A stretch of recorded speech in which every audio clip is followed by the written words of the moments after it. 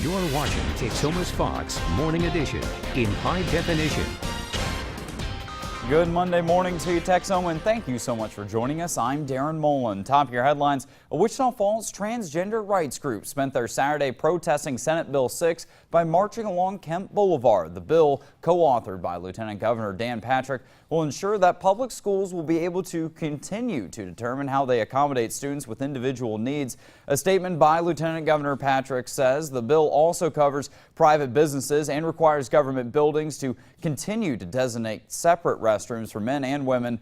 But the bill sparked protests across the state, including right here in Wichita Falls, and opponents say the bill could do more harm than good.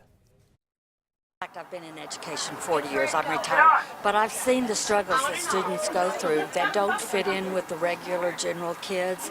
And you know, we have a higher suicide rate among those kids, so that's really something that's important to me. It's also really important to me that our legislatures get busy with what needs to be done, and instead they're taking this bathroom bill, which is only going to hurt our businesses and really cut down the money in Texas, which we need.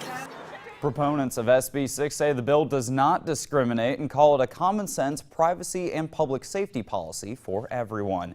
And while some Texomans were protesting transgender bathroom policies in Wichita Falls, other Texans came out in support of President Donald Trump in Austin. Jennifer Kendall caught up with some of the supporters in the state capitol.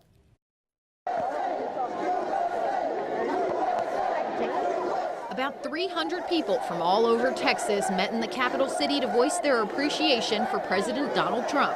I just think it's really important to show our support for the president. People of all races, ages, and genders donned red, white, and blue and braved the weather to come together for the March for Trump.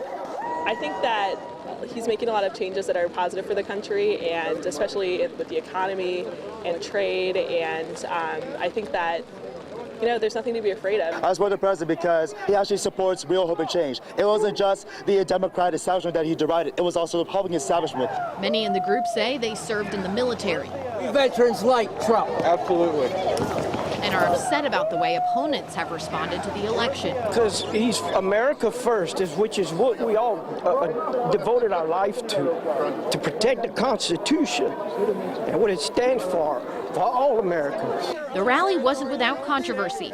About a dozen anti-Trump protesters stood on the sidelines of the rally to voice concerns about the current administration.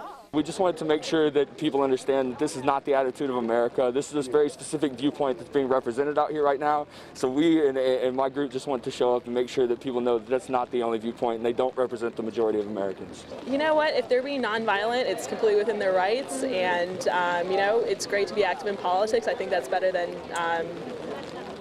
not doing anything. And have your voice heard, even if it's wrong. I guess that's the beauty of America.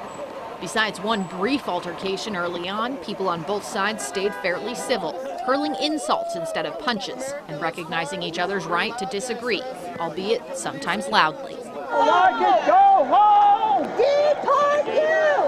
Deport you! Deport you! Sure, First Amendment right, everyone should be able to say what they want. If that tends into hate speech territory, don't be surprised if you get punched in the face, man. That's all I gotta say is say whatever you want, but there are consequences that come with that. Trump over time will prove that he's not destroying this country or doing the things that all the protesters think that he's doing, and then they'll see that this country will actually change. Jennifer Kendall, Fox News. Jennifer, thank you. An Oklahoma state lawmaker is taking fire for his questions to Muslim students. State Congressman John Bennett gave this questionnaire to 3 students who went to visit him on Thursday.